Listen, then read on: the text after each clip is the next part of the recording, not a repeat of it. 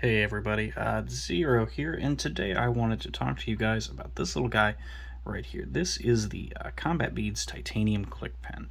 For those of you unfamiliar with the company, Combat Beads is a Canadian company that makes beads. I don't necessarily know if they're specifically combat beads, but they make a variety of different little metal beads to stick on lanyards, knives, flashlights, multi-tools, whatever it is you're going to stick a bead on, as well as some other pretty cool things, little bit drivers, domino sets, and as evidenced, pens. This is the first click pen I believe that they've done, although they have two or three variations of a capped pen still rolling around. And this guy's pretty interesting, and I wanted to kind of take a look at it. So before we get too far, let's do some size comparisons between some stuff sitting on my desk, kind of some relevant articles here. So here it is against the Tactile Turn Side Click Short, the Grimsmo Saga. Here it is against a Fellholzer tie bolt, and here it is. Let's see here, Nottingham tie clicker, and you know what the hell. Here it is against the Billet Spin Soul Pen. So what we can see, size range-wise, this thing is trending right about middle of the pack. It's, at least in terms of length, it's really not much smaller physically than the Grimsmo Saga, until we get to, get all this out of the way here, until we get to overall diameter, which if we stick a pair of calipers towards it, we see that we are coming in at about 0.348, which is bitty. I mean, itty bitty. Now if we take a standard ruler to it here, let's readjust this so we can see what's going on here. We see we're coming in right at about 5 1/8 inches. So little itty bitty. There is nothing to this little guy.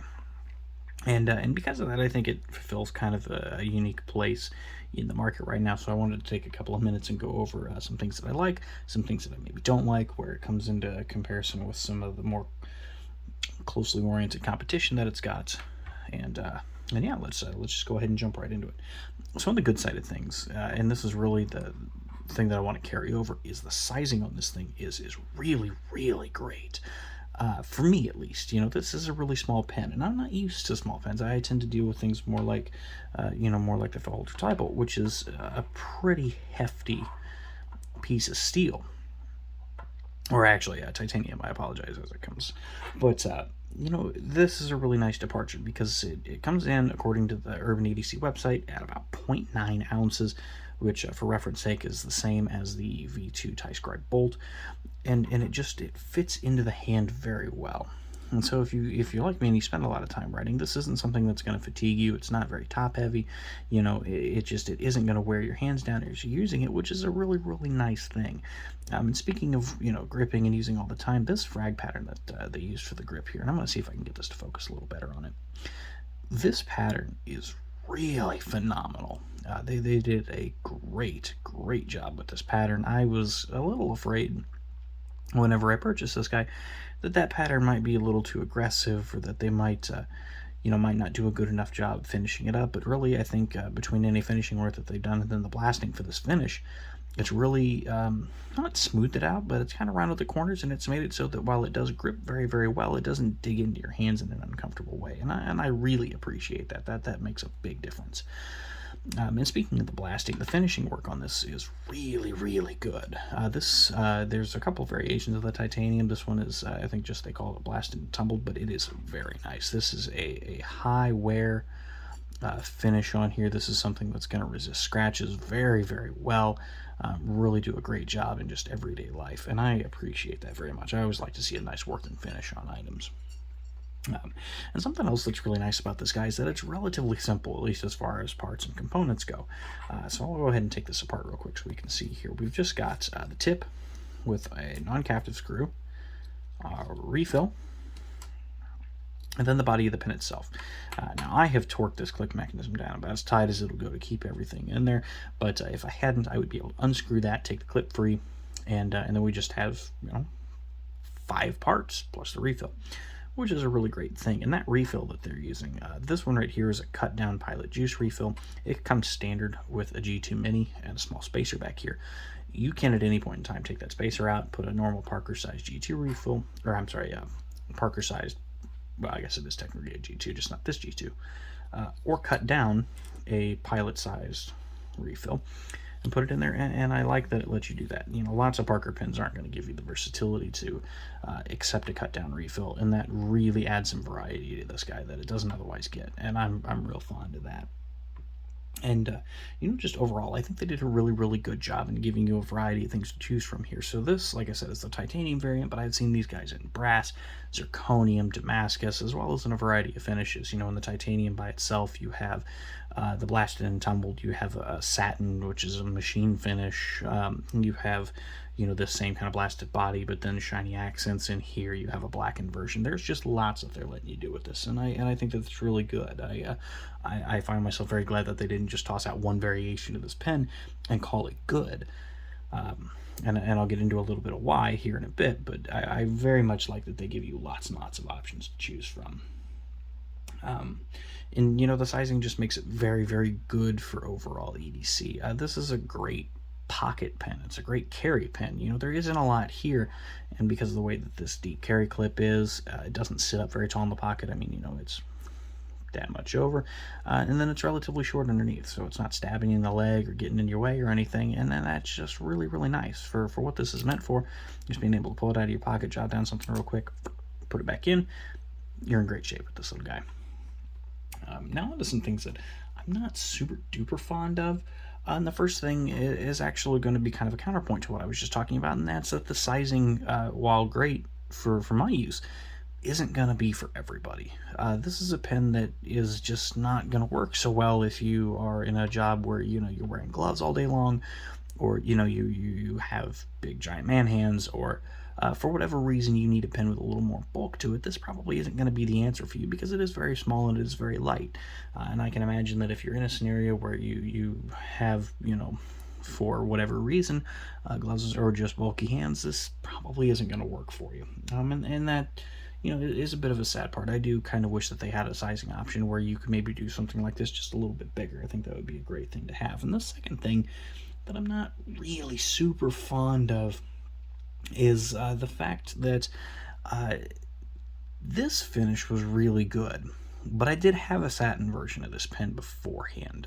It was actually the first one that I got, and it was less than ideal. The machine finish was really rough. It wasn't a true satin. You know, it hadn't been polished out or anything. It looked like they came right off the machine, chucked it in a bucket, and assembled it. It had a lot of marks from the manufacturer, and it just wasn't a great introduction to this, and I am a little saddened by that. For as much variety as they give you, they didn't have a nice, good satin finish. The last thing that I have before we get into my final bit is the fact that this refill sticks really close to the edge of this pen. Now, it's not far enough that, you know, I can, you know, turn it on its side and right with it. It's, you know, we're not quite that far, but we're getting close. And this could be an issue if you use a little more porous refill or something a little more liquidy than your traditional ballpoint or gel. You happen to stick this in your pants pocket, it catches a thread from your pants or your shirt, whatever, and it wicks all the ink out of the refill, and then you have effectively ruined both the refill and whatever clothes you're wearing. That's not great. I would have really liked to see them potentially address this in some way, maybe elongate this tip, or find a way, you know, maybe make this body just a shade longer, make it not stick out quite so far at the tip there, but also manage to come back a little farther. And I realize that part of this might come down to the way that I've trimmed this refill, but it was like this from the stock refill as well, so not entirely my fault on this. And then the last 2 points that I want to talk to are kind of in relation to the price, and these are going to be, I guess, neutral points. Because the price on this guy is $130, and that's not bad. I don't really have an issue with $130. That's pretty par for course for what you're getting in terms of this style of pen. But the two issues that I take with it are the fact that it's using out of the box the just off-the-shelf Schmidt click mechanism. Now, I've retrofitted this one to use the Tough Rider mechanism, which is fully stainless steel and frankly quite a bit nicer than the Schmidt mechanism. There's nothing inherently bad about the Schmidt mech, but that is one that has a known high failure rate. It does not take to being fidgeted with well, and they're just frankly kind of cheap.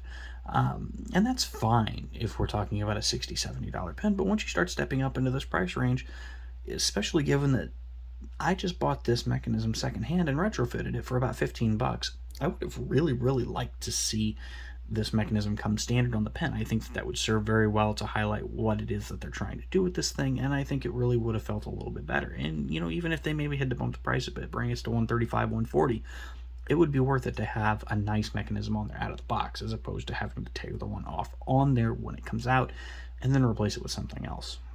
And the other thing that I don't really, really like is the fact that this clip really feels like an afterthought. And I mean, really kind of feels like an afterthought. It doesn't match the finishing of the body. It doesn't necessarily match the body dimensions either. It's real close, but, it's hanging over a bit on this side, a little bit under here. And then the fact that, it just, there's nothing overly nice about it. It works fine from the standpoint of it being a clip. It will clip to your pants just fine, but it's not awe-inspiring. And not that a clip has to be awe-inspiring, but it doesn't really do it for me in the way that some others do. And I wish that they would have taken a little more thought, maybe just made clips to match the pen, because it's worth mentioning that this exact same clip could have been, same finish and all, it was on my satin. And it works pretty well here. It looks like it blends in, but on the other one, it was pretty jarring. And I would have liked to see them do something a little better with that. Maybe even if they're just matching a clip to the pen itself, making sure that the fit's good. I feel like anything would have been a pretty nice change. And at this price, I don't feel like that's unreasonable to have. So, really final. I guess the final word on this thing is that it's good. There's not really any big missteps here. Everything about this pen is pretty solid the way that I have it set up here. If you do buy one of these, I would very highly suggest switching out that mechanism for something, but that's really the only drawback that you're getting here.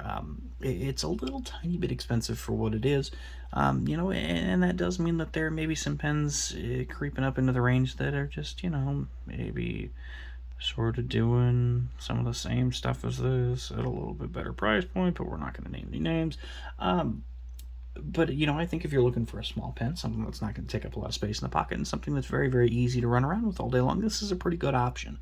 There's a lot of positives here. Combat Beats has done a really, really good job with everything from there down, and just, really the overall writing experience with it is very solid. So I think if you're looking for something that, fits this size range, this is a pretty damn good option, and it definitely gets you in there cheaper than something like Grimmsmo Saga, which is about the closest size comparison out there. So, yeah, a lot of good going for it. Maybe a couple of things that I would like to see addressed in the future, but nothing critical.